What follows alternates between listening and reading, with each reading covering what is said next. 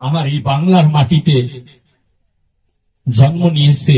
আমরা যে 6 গোসাইয়ের কথা বলি, রূপ গোস্বামী, সনাতন গোস্বামী, শ্রীদীপ গোস্বামী, গোপাল ভট্ট, দাস রঘুনাথ, 6 গোস্বামী। এই 6 গোস্বামী জন্ম নিয়েছে। শ্রীরূপ সনাতন 2 ভাই, আর তার ভাতিজা বড় ভাইয়ের সন্তান ছিল শ্রীজীব গোস্বামী। এই শ্রীজীব গোস্বামী 3 জন একটা সংসারের 6 গোসাইয়ের মধ্যে 6 গোসাইয়ের আদর্শ কি মানি? কীর্তনের আসরে কীর্তন গাই শ্রীরূপ সনাতন, ভট্ট রঘুনাথ, শ্রীজীব, গোপাল ভট্ট, দাস রঘুনাথ। তাদের আদর্শ কি আমরা মানি? তাদের আদর্শই যদি মানতাম তাহলে রূপ গোস্বামী, সনাতন গোস্বামীর মতো বৈষ্ণব শিরোমণি কারা। এই বৈষ্ণবের নাম মুখে নিলে কি হয়? বলেছে বৈষ্ণবের নাম যখন তুমি বদনে নিলে তখন তুলসী পত্রের চেয়েও পবিত্র হয়ে গেল তোমার এই বদন। এটা হচ্ছে সাধুদের কথা। যখন এই সুখদেব গোস্বামীর এই আলোচনায় আমরা আসি, আমরা রূপ গোস্বামী, সনাতন গোস্বামীর কথা শুনি। বাংলাদেশে এত প্রেম কেন? বাংলাদেশে এত ভক্তি কেন? কারণ স্তম্ভগুলো তো বাংলাদেশেই জন্মগ্রহণ করেছে। বাংলার মাটিতে রূপ গোস্বামীর জন্ম হয়েছে বরিশালে, সনাতন গোস্বামীর জন্ম হয়েছে বরিশালে, শ্রীজীব গোস্বামীর জন্ম হয়েছে বরিশালে। এই বাংলার ছেলে, বাংলার মাটি, আমরা কেন বুকে হাত দিয়ে গর্ব করি না? সনাতন গোস্বামীর যে বংশে সনাতন জন্ম নিয়েছে সনাতন ধর্মে, আমিও সনাতন ধর্মে জন্ম নিয়েছি, কেন বুকে হাত দিয়ে বলি না যে সনাতন ধর্মের অনুসারী আমি? এত দ্বিধা কিসের? যে নামে অমৃত বর্ণ সেই নাম নিতে কেন দ্বিধা? সংসার অরণ্য ভূমি কার বোঝা বহি আমি, তবে কেন এত বড় গাধা? আমি তো গাধা হয়ে পরের বোঝা বয়ে বেড়াই। কামনা বাসনা নামক বোঝা আমার কাঁধে উঠিয়ে দেওয়ানো হয়েছে। আমরা মনে করি স্ত্রী সব করবে, স্ত্রীকে 15 দিন খাবার দিও না, এই স্ত্রী আর তোমায় ঘরে রাখবে না। সন্তানকে 15 দিন খাবার দিও না, এই সন্তান তোমাকে মারতে আসবে। আমরা কোন অন্ধকারের মধ্যে পড়ে রয়েছি, তাই বলে সন্তান স্ত্রীকে ছেড়ে দিব না। এই সন্তান স্ত্রী এই শেষ কথা নয়। সন্তান স্ত্রীকে তুমি শিক্ষা দাও, দিনান্তে যত কাজ করো না কেন, দিনান্তে যত ব্যস্তই থাকো না কেন, যখন গোধূলি লগ্ন হবে, যখন সন্ধ্যাবেলা হবে, চলো না গো, ঘরের মধ্যে আমরা 4 জন, চলো না একটু মন্দির ঘরে যাই। মন্দির ঘরে গিয়ে 4 জনে 8টা হাত উত্তোলন করে এই বদনে একবার প্রেম সে বলি হরি বলে ডেকে বেড়ায়। এই শিক্ষাটা আমরা কেন পাচ্ছি না? এই শিক্ষা আমাদেরকে দিবে। কেন সন্তান আজকে শত্রু হয়ে যায়? কারণ কামনা বাসনার দাসত্ব করছি আমরা। সংসার অরণ্য ভূমি, অরণ্য মানে জঙ্গল, হচ্ছে সংসার হচ্ছে জঙ্গল। সংসার অরণ্য ভূমি কার বোঝা বহি আমি, তবে আমি কেন এত বড় গাধা? আমি তো একটা গাধার ভূমিকায় অভিনয় করছি। গুরু গৌরাঙ্গ মানলাম না, ভগবানকে জানলাম না, অথচ রূপ গোস্বামী, সনাতন গোস্বামীকে জানার চেষ্টা করছি না। রূপ গোস্বামী স্কলারশিপে পাশ করা একটা স্টুডেন্ট কাশীধাম বিশ্ববিদ্যালয় থেকে। সনাতন গোস্বামী স্কলারশিপ প্রাপ্ত স্টুডেন্ট, যেই স্টুডেন্ট এখনো পর্যন্ত উপমহাদেশের আসেনি।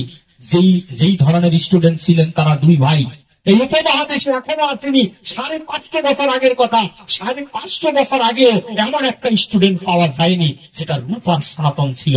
তাই তো সনাতন গোস্বামী ছিলেন প্রধানমন্ত্রী আর রূপ গোস্বামী ছিলেন অর্থমন্ত্রী।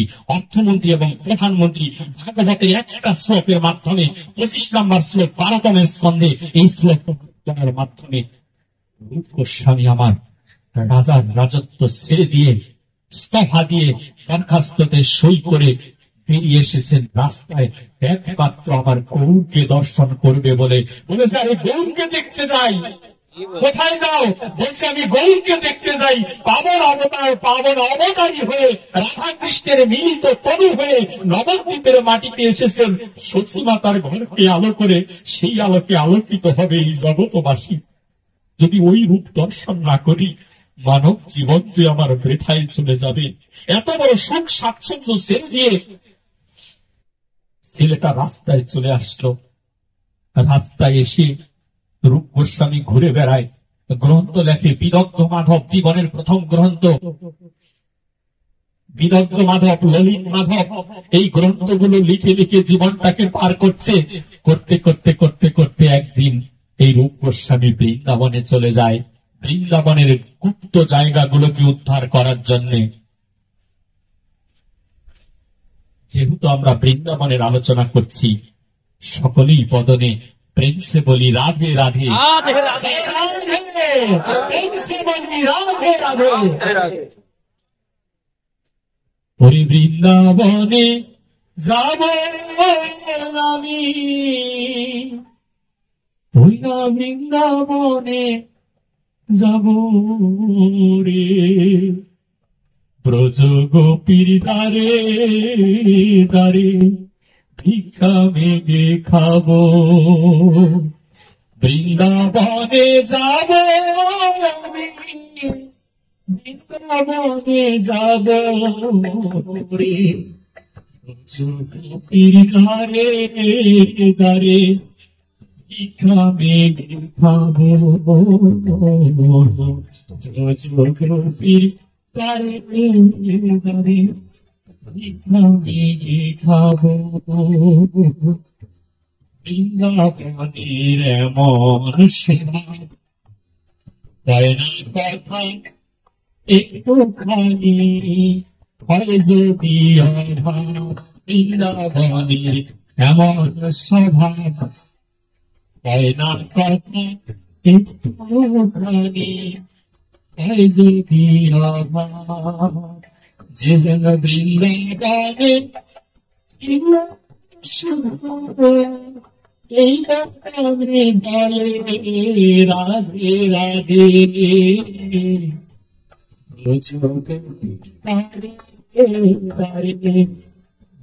আমি খাবো খাবো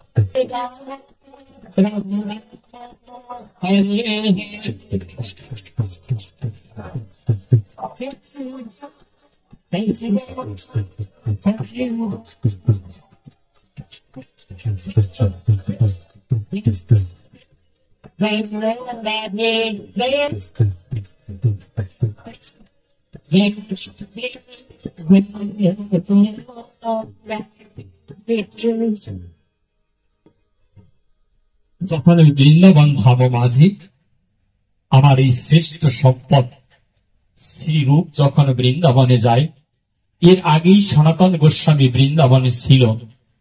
রূপ গোস্বামী যখন বৃন্দাবন ধাম মাঝে গেলেন, রূপ গোস্বামী টের কদম নামক একটি জায়গায়, এই টের কদম্ব বৃক্ষ, কদম বৃক্ষ, এই কদম ফুল কবে ফুটে? আষাঢ় শ্রাবণ মাসে, বর্ষাকালের ফুল। রূপ গোস্বামী আলোচনা করছেন কদম ফুল দেখতে কেমন। রূপ গোস্বামী বলছেন কদম ফুল দেখতে অভিন্ন শ্রীমতী রাধারানী, যেন কদম ফুলের এত সৌন্দর্য, এই সৌন্দর্য আমি আর ব্যাখ্যা করতে পারছি না। সুন্দরের চেয়েও যদি কোনো কিছু সুন্দর থাকে, সেই সৌন্দর্য হচ্ছে পরাকাষ্ঠা। একটা হচ্ছে কাষ্ঠা, আর একটা হচ্ছে পরাকাষ্ঠা।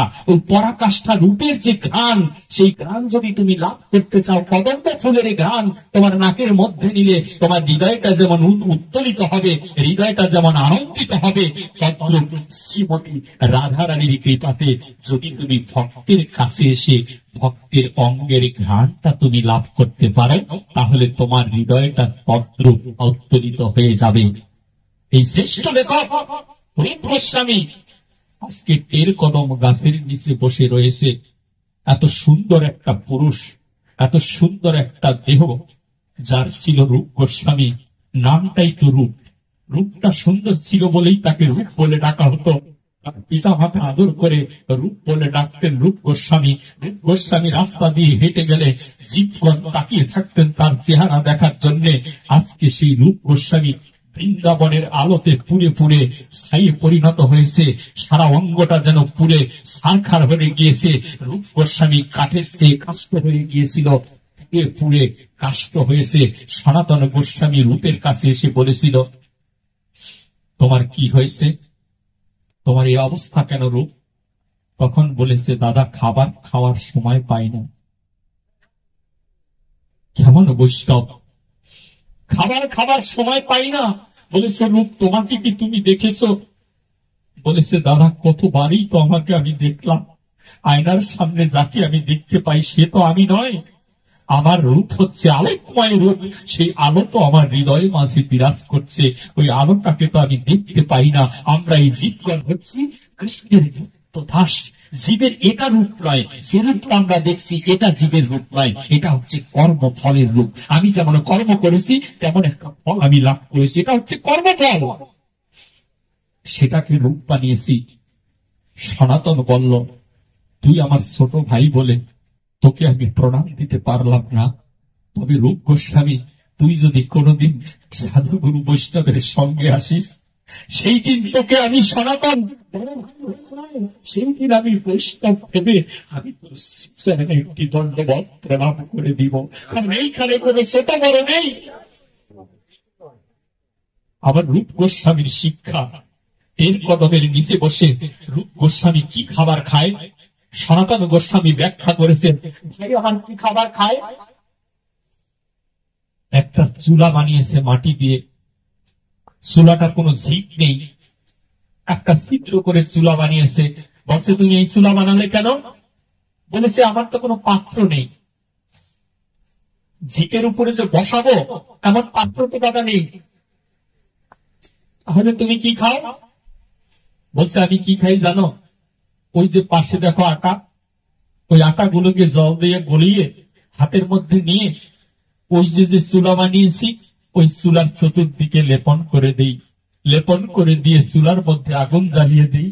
ওই চুলার মাটিটা যখন গরম হয় তাতে করে আটাটা রুটিতে পরিণত হয়, আমার ক্ষুধা লাগলে সেই রুটিটা আমি ভক্ষণ করি।